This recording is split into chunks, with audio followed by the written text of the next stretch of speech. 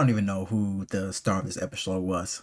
Honestly, this episode was too good. I don't even know who the star of it was. From Kefka to Captain Naomi to Shinomiya. Like, all three of them put in work. Kefka, not really to the end, but they saved it for last, and he didn't disappoint. Understand something. He did not disappoint. This is what we wanted to see, right? We want to see him start being comfortable using that power and start putting in work. We want to see how strong he becomes. I mean, not just him. We also want to see how strong his other comrades are going to become to help him.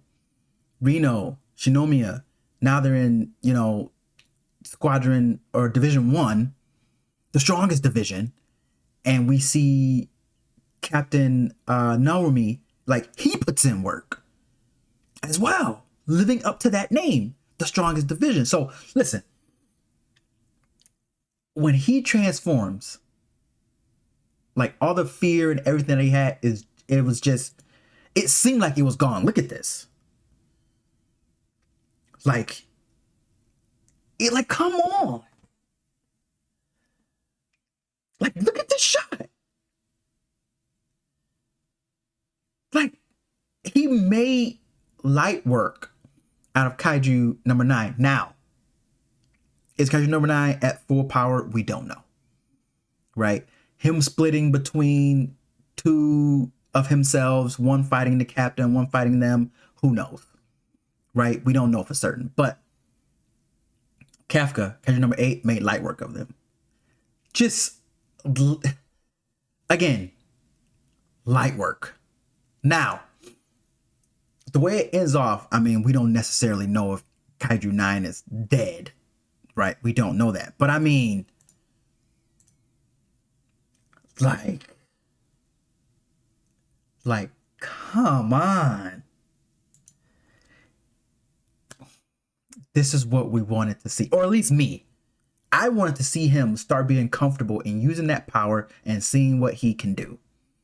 That's what I wanted to see. Right? And it looks like we're starting to get that. Like, come on. Like, I don't think I'm overselling this. I don't think I'm overhyping it up because, again, this is what we wanted to see. Now, this is just, the third episode of the season. This is just the third episode. I don't know if Kaiju No.9 is going to be the main villain throughout the entire series. I don't think so. But I mean, these shots of Kaiju No.8 are just too good. And then when he presumably defeats Kaiju No.9, again, we don't know for certain, but I mean, he's gone. Right? They saved that for last. This episode is like a 9.5 out of 10. 9.5 out of 10. We got to see some good stuff. Now, going back to the beginning, where we have Shinomiya, right? You see this shot. She takes some damage here. But you got to understand, their suits help heal and help close these wounds, right? So when you see this shot, right, you see that, and then next thing you know, you see this. You understand? Because of the suit, right? It's because of the suit that they can do things like that. She is impressing me. She is very impressive. She is probably my favorite character. I'm going to be quite honest with you. If they were trying to make her your, like, whoever's favorite character, right? Trying to put her in the ranking of favorite character for this series, they're doing a good job. Now, of course, we haven't seen people from his old division yet. We've only seen her because she's in the same division as him now, but she is my favorite character so far. And this, because one, she's putting in work. Two, she's growing as a character. and developing as a character. Now we do see a flashback here of her mom, right? A good flashback, right? This was a good flashback. This was good. This was a good flashback. And she looks exactly like her. She looks just like her. Also, I thought it was interesting because, at least to me, not often in animes where we see the mom and the dad have the same color hair, and then the kid had the same color hair. So the mom's blonde, the dad's blonde. The dad's like more like a darker blonde-ish, but still blonde nonetheless.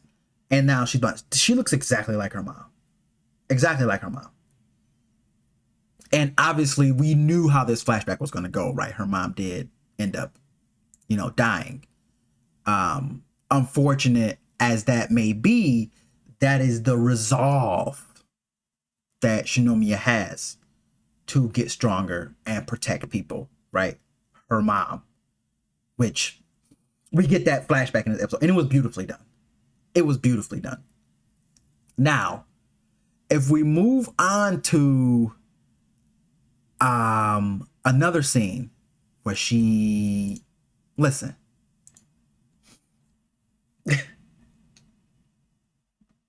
listen, they're not afraid to fight these named kaijus. Like, they're just not afraid to fight.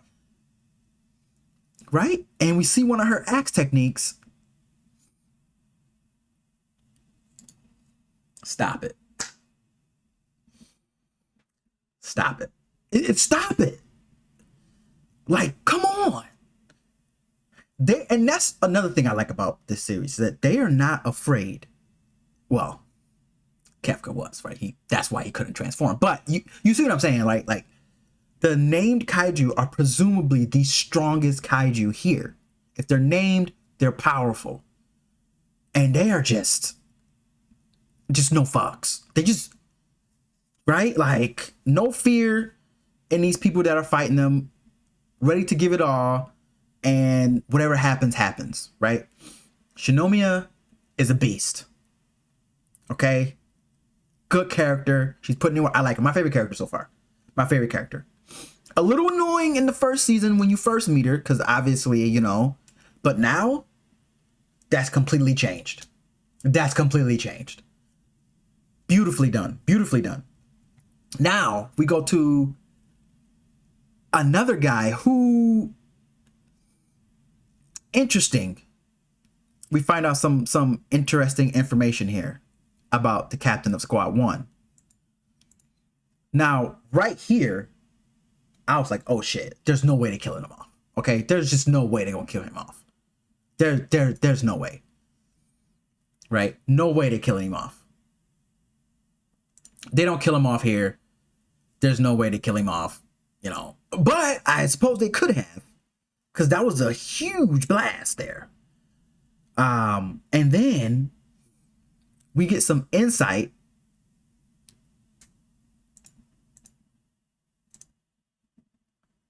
Right?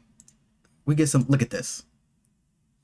And we find out those are Kaiju No.1's eyes or technique or whatever it is, to where Kaiju No.1 could see the future, right?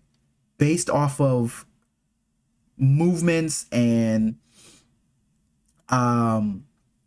looking inside your body to kind of base your movements and stuff off of where you're going to go. What it reminded me of when they did the little, scene of him being able to look inside the kaiju, see the blood flow and all the flow and all that stuff. It reminded me of Byakugan. It's what it reminded me of. It did remind me of Byakugan. But I don't know how he has it. Maybe they explained it and I just didn't get it. A surgical transplant or something, I would assume. But who else has stuff like that? Right?